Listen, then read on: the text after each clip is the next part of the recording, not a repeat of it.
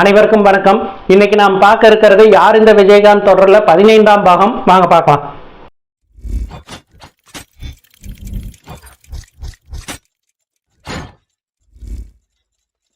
இந்த பாகத்துல விஜயகாந்தோட நிறைய படங்கள் நடித்த ஒரு நடிகை பற்றி தான் பார்க்க போறோம். விஜயகாந்த் கதாநாயகனா நடிக்க ஆரம்பித்த காலத்துல பல நடிகைகள் அவர் கூட நடிக்க ஒத்துக்கவே இல்லையா.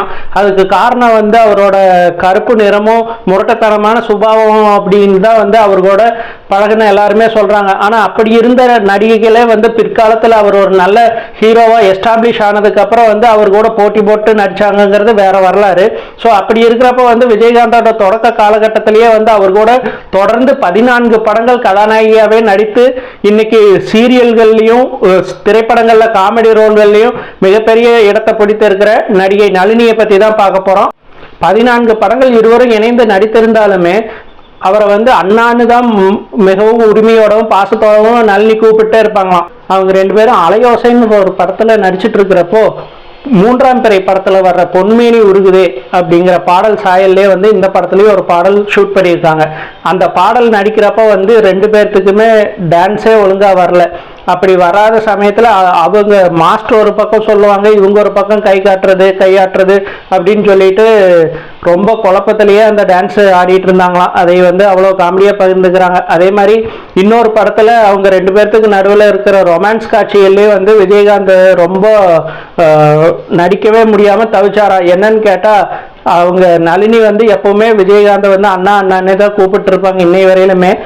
அப்படி கூப்பிட்டு இருந்தப்ப இப்படியே கூப்பிட்டு இருந்தீங்கன்னா எப்படிமா இந்த சீன்ல நடிக்கிறது, கொஞ்சமாவது இந்த சீன் முடிகிற வரையிலுமாவது கொஞ்சம் அமைதியா இரு, இல்லை வேற மாதிரி ஏதாவது கூப்பிடு, மாமான்னு கூட கூப்பிடு, என்னால நடிக்க முடியல அப்படின்னு சொல்லி அவர் செல்லமா கடிஞ்சுக்கிட்டாராம்.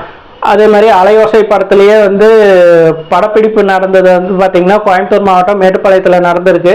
அப்போ இவங்க வீட்டிலேருந்து எல்லாருமே அவங்கள பார்க்கறதுக்கு நளினியை பார்க்கறதுக்கு அடிக்கடி அங்கே போயிருந்தாலுமே இவங்களுக்கு அந்த ஹோம் சிக்னஸ் லோன்லினஸ் மாதிரி எல்லாம் இருந்திருக்குது. அதுக்காகவே விஜயகாந்த் கிட்ட போய் நான் ஊருக்கு போகிறேன்னு சொல்லி கேட்டிருக்காங்க.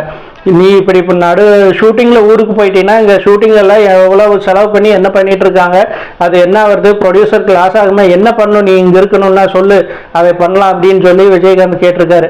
எனக்கு இங்கே ஒரு கேம் விளையாடணும், அதுக்கு ஏதாவது அரேஞ்ச் பண்ணுங்க அப்படின்னு சொல்லி சொல்றாங்க நளினி. அப்படி என்ன கேம் விளையாடணும் அப்படின்னு கேட்டால் நேம் பிளேசஸ் அண்ட் அனிமல்ஸ் அப்படின்னு ஒரு கேம் சொல்றாங்க.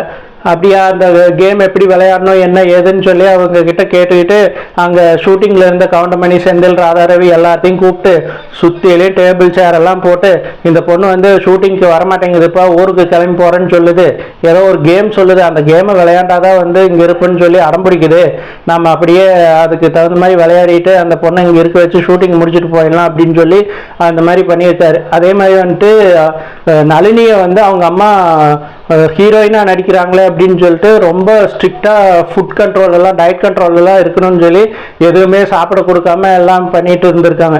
அப்போ விஜயகாந்த் இப்படி ஏன் இப்படி டென்ஷனாக இருக்கிற அப்படின்னு கேட்குறப்போ, இல்லை எனக்கு இதெல்லாம் சாப்பிடாம இருக்க முடியல அப்படின்னு சொன்னோடனே, நீ எதுக்கும் கவலைப்படாத, நம்ம வீட்டிலேருந்து சாப்பாடு வருது லஞ்சு, நான் உங்கள் அம்மா கிட்ட பேச்சு கொடுத்துட்டே இருக்கேன், நீ பாட்டுக்கு ஒரு உரமாக போய் சாப்பிட்ரு அப்படின்னு சொல்லி அதையும் சாப்பிட கொடுத்துருக்காரு. இப்படி தனக்கு எல்லா இடத்துலையும் ஷூட்டிங் ஸ்பாட்டில் ரொம்ப க்ளோஸாக ஒரு ரிலேட்டிவ் மாதிரி இருந்து ரொம்ப ஜோவியலா என் கூட டைம் ஸ்பெண்ட் பண்ணாரு அப்படின்னு சொல்லிட்டு இருக்காங்க. இதுல இன்னொரு விஷயம் இவங்களும் நடிகர் ராமராஜனும் லவ் மேரேஜ் பண்ணிட்டாங்க.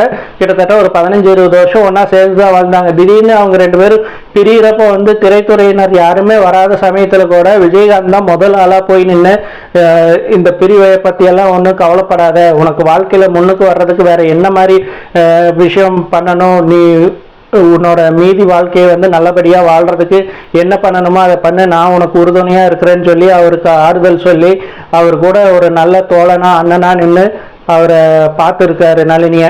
ஸோ அப்படிப்பட்ட ஒரு அண்ணன் சகோதரன் இல்லாமல் போனது எனக்கு ரொம்ப வருத்தமாக இருக்குது அப்படின்னு பதிவு பண்ணுறாங்க. மீண்டும் அடுத்த வாரம் வேறொரு நபரை பற்றி சந்திக்கலாம். நன்றி.